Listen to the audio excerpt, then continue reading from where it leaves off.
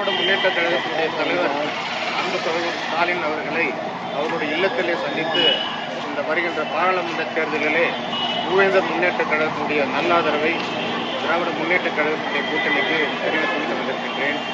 ஆக வருகின்ற பாராளுமன்ற தேர்தலிலே ஐஎன்டிஏ கூட்டணி மிகப்பெரிய வெற்றி பெற்றால் இன்று அவர்கள் முதலமைச்சர் அவர்கள் அறிவித்திருக்கிறபடி டீசல் 65 ரூபாய் என்று 65 ரூபாவும் பெட்ரோல் 75 ரூபா போன்ற அருமையான திட்டங்களை அறிவித்திருக்கின்றார்கள். அதே போல கேஸ் எரிவாயு சிலிண்டர் 500 ரூபாய்க்கு தருவதாக சொல்லியிருக்கின்றார்கள்.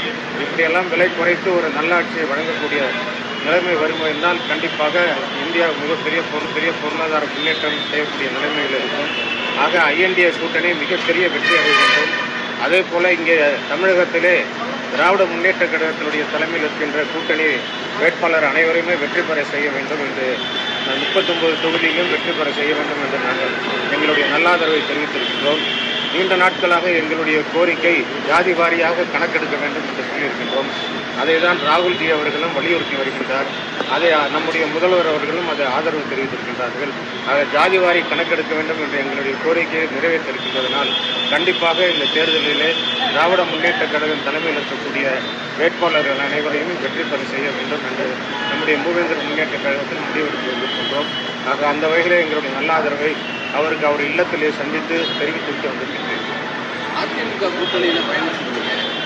அதிமுக கூட்டணியில் இருந்தீங்க, திடீர்னு திமுக கூட்டணிக்கு அதிமுக கூட்டணியில் இருந்துன்னு யார் சொன்னாங்க? அவங்க எங்களுக்கு உத்தேச பட்டியலே எங்கள் பேரை அறிவிச்சிருக்காங்க. சட்டமன்ற தேர்தல் அவங்களோட சட்டமன்ற தேர்தல் இருந்தோம். இந்த தேர்தல் அதோட முடிஞ்சு போச்சு. அதில் தோல்வி அடைஞ்சிருக்கேன். முடிஞ்சு போச்சு. இது புது பாராளுமன்ற தேர்தல், புது தேர்தல். இந்த தேர்தலுடைய நிலைப்பாடு வேறு. கூட்டணியிலிருந்து வெளியேற அப்படியே வெளியேறியாச்சு. தேர்தலில் தோல்வி அடைந்த பிறகு வெளியே சீர்பரப்பினருக்கு சீர்பரப்பினர் ஒரே சான்றிதழ் வழங்குறவர்கள் எங்களுடைய நன்றியை பாராட்டியும் முதலமைச்சர் அவர்களுக்கு மனதார தெரிவித்துக்